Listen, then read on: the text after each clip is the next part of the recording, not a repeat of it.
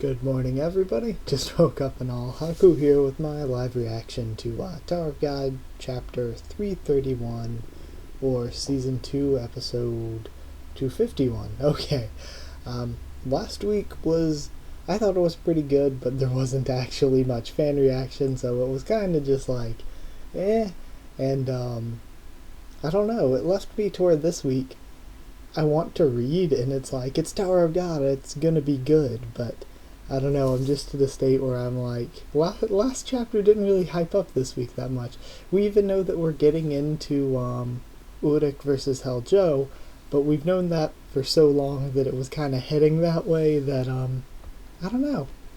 Don't know how I'm feeling. Let's read and see how I'm feeling, though. Starting off, it looks like Evan looking onto that bug, so of course that's probably the hole that Uruk just ran out of. I was already surprised just to meet Garam Zahard. I didn't think that she and Yurik Mazano knew each other. And we see Garam on the ground in the background. But Princess, are you okay?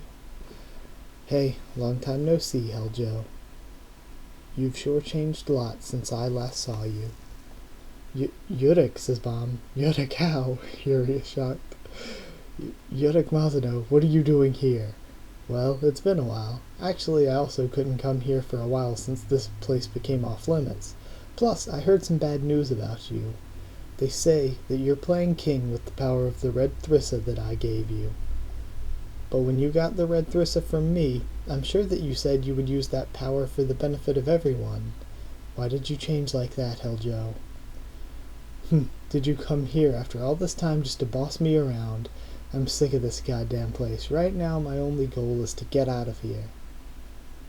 So hurry up and hand over those behind you to me. Otherwise, I'll have to take them by force if I have to. Okay. By force, you say. This is Yurik Mazano you're talking to. By force, you say. 43rd floor, Hell Train, floor of death 20. That's right, I'll take them by force with the power of this red Thrissa.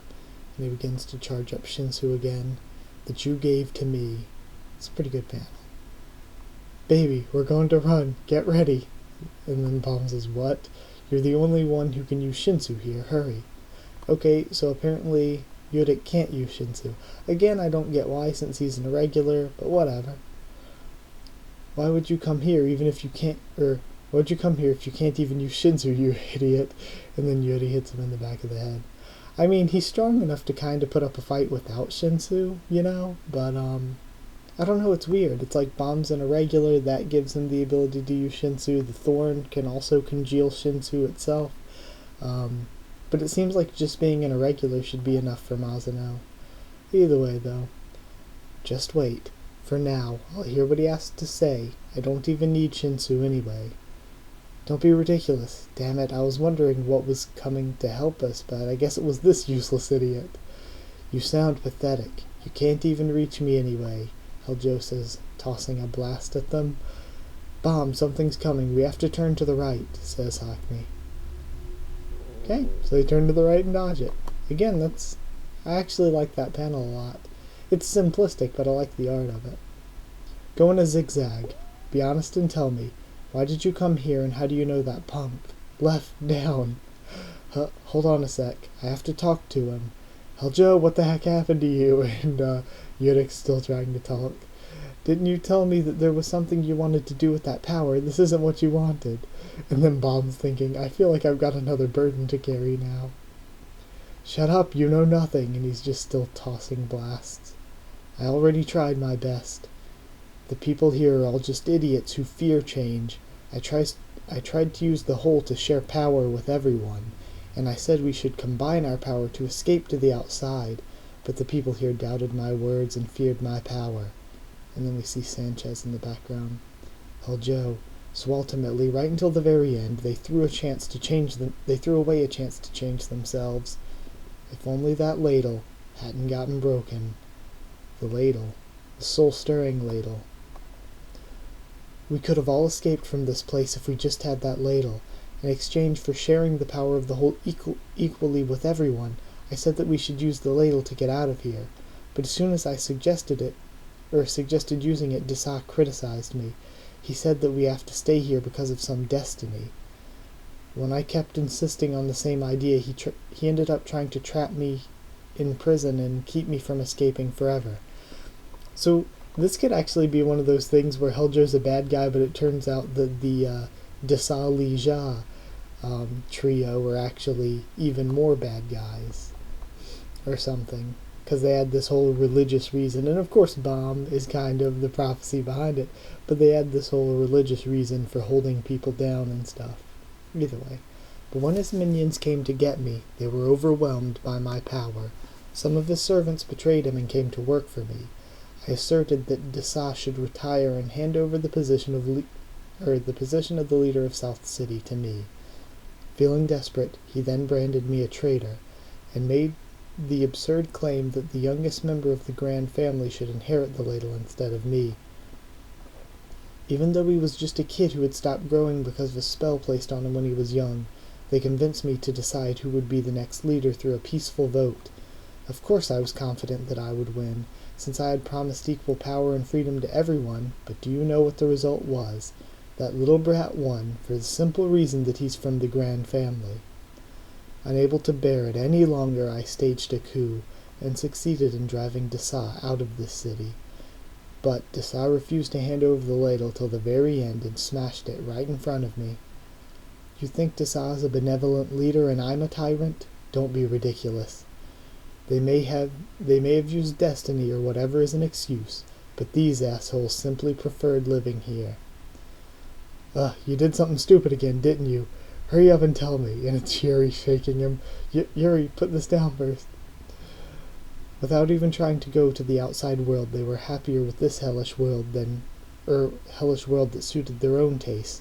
How am I supposed to change these goddamn bastards? I don't want to. I'm getting out of this damned hell. This place is a land of corpses with dead minds, not bodies. I'm sick of sitting around watching TV here and dreaming of the outside world. Oh no, he'll die, thinks Haku. And we see him charging up another attack. I'm going to leave here myself and change the world. This actually really makes me feel for Heljo. Watch out, Bomb. He throws another blast. And now we cut. Of course, whenever something like that happens, you gotta cut away. Cut over to Dali confronting Kuhn's team. Yeah, now I am kind of against the Grands. I'm kind of on Heljo's side in that whole situation. What's this all of a sudden? Who's he? Says Boro. Grand Dali, the current ruler of the North City. He was originally a ranker.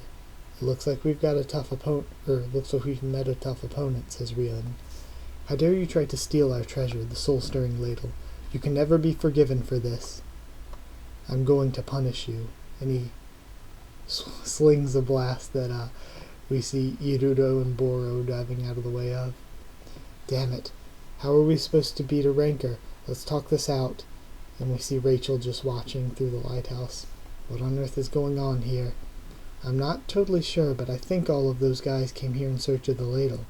If I go and take control of that ladle first, I could make a deal with Madarako and get the thorn fragment, couldn't I? So, see? I like this. Rachel actually using her head here.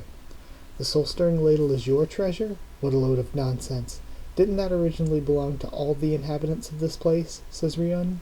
So, see, I like this. It's like the Grand family just sort of took power and Heljo was trying to give it back to everyone. Heljo the good guy here. Back when you guys first cast a spell on this place, the Grand family promised the residents of this place that you would use the ladle to free the souls of anyone who wanted to leave in 500 years. But you guys didn't keep that promise. The souls in the spirit room belonged to a different immortal body, but you could change the bodies with the souls attached to them if you used the soul-stirring ladle.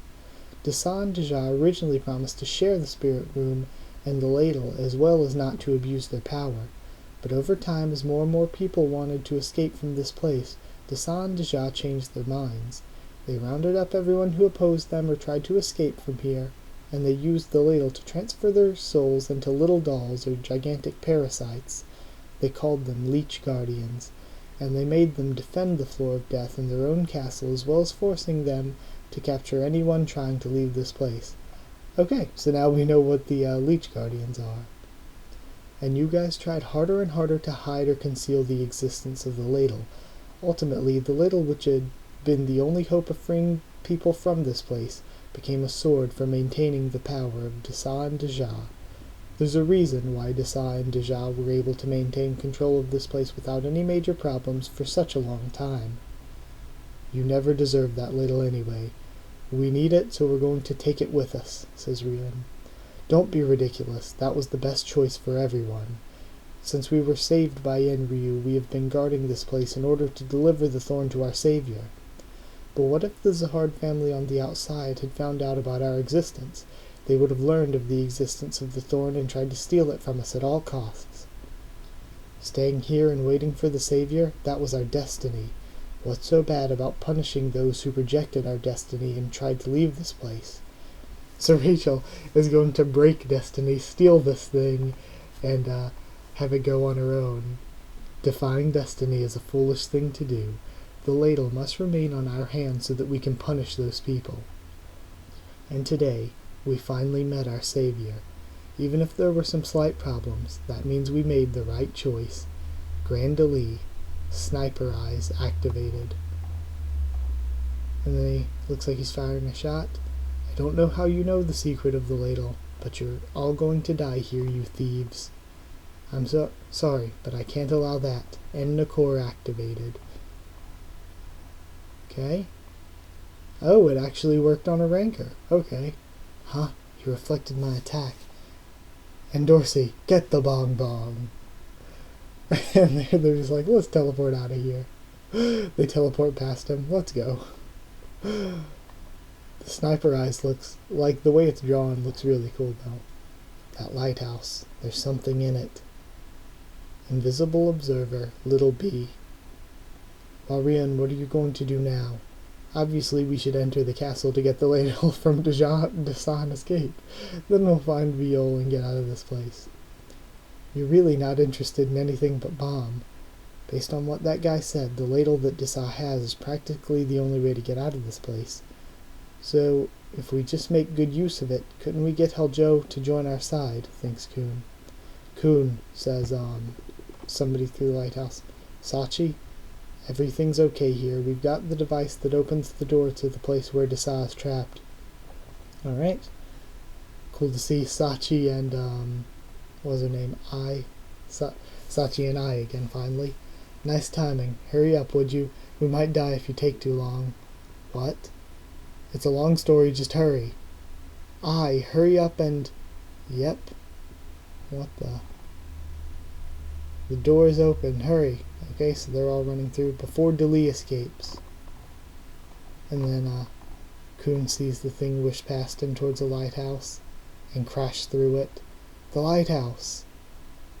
Yo, and then Dali going straight in at Kun already. Die, you thief. What in the hell? Stop! And Rachel stops him. He looks back. Rachel. And then Kun thinks, Rachel, these are Bomb's companions. Bomb won't forgive you if you harm them. What? These thieves are the Savior's companions? What on earth are you talking about? What's she doing here, thinks Kun. You heard me.